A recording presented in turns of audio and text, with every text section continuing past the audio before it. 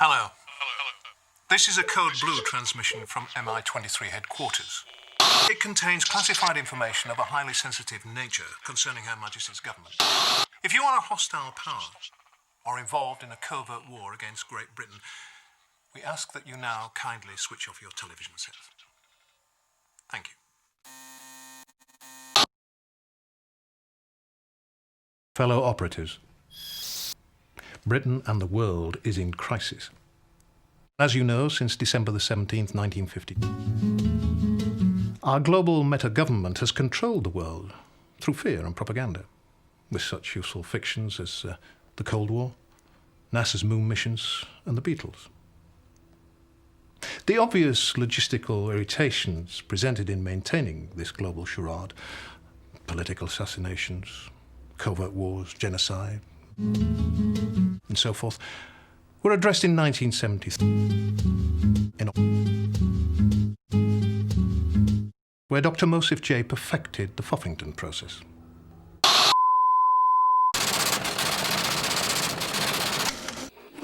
Right, so I just sit there, is that all right?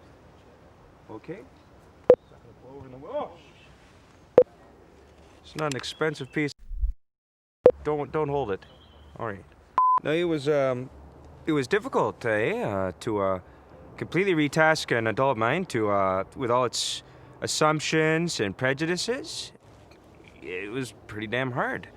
We were originally commissioned by MI23 to produce a suggestible individual who could perform certain tasks under certain conditions, given certain directives by certain people, which, in that political climate, would certainly have been good for humanity. Nevertheless, it was an exciting time, an opportunity to unite the hard and social sciences and usher in an era of peace, understanding, and social control. We were given access to mental patients, hippies, artists and people with nothing to contribute to society, people who wouldn't be missed, which was fortunate because in most cases we ended up completely destroying their personalities, which is a shame, obviously.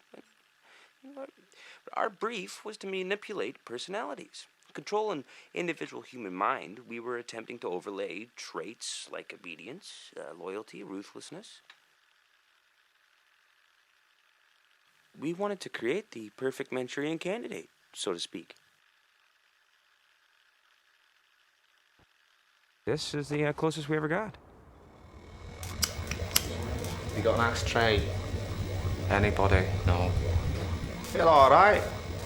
I remember back as a kid, like robbing and that. Bits and bobs, Because I love the government. I'd kill for him.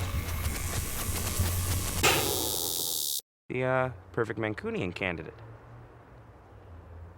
We realized we were starting far too late. We needed to subvert the infant mind. Start right from the beginning. And so they did. Using the latest technology available in their day, scientists conducted entirely ethical experiments on young future citizens to determine how best they might be controlled. They found that broadcasting images through a visual rediffusion service, images at once arousing and repulsive, would implant subtle repressive loops of fear in infant brains, since the first human faculty to develop in the womb is, of course, the embarrassment. The brain is a remarkably complex and delicate organ, and barely understood by science at all. But this didn't prevent our groundbreaking researchers from firing high-charged mimetic pulses deep into the cerebral cortex of an entire generation. But what about the ethical considerations of such research? Ethics, it's something I'm not a politician. I don't deal in ethics. I deal in science, and it's not my problem, basically. Ethics is schmethics.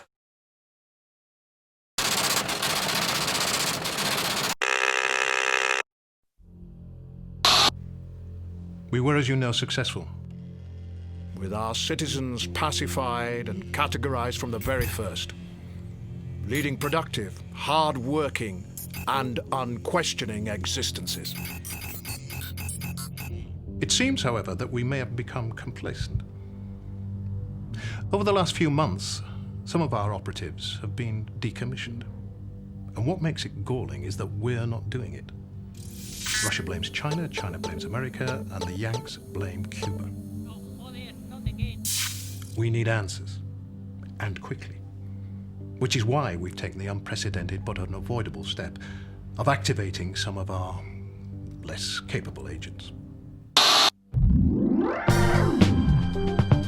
Our analysis reveals that established agents working alone in the field with experience, training and intelligence could hold the key to stabilizing world uberpolitics. Unfortunately, they aren't available.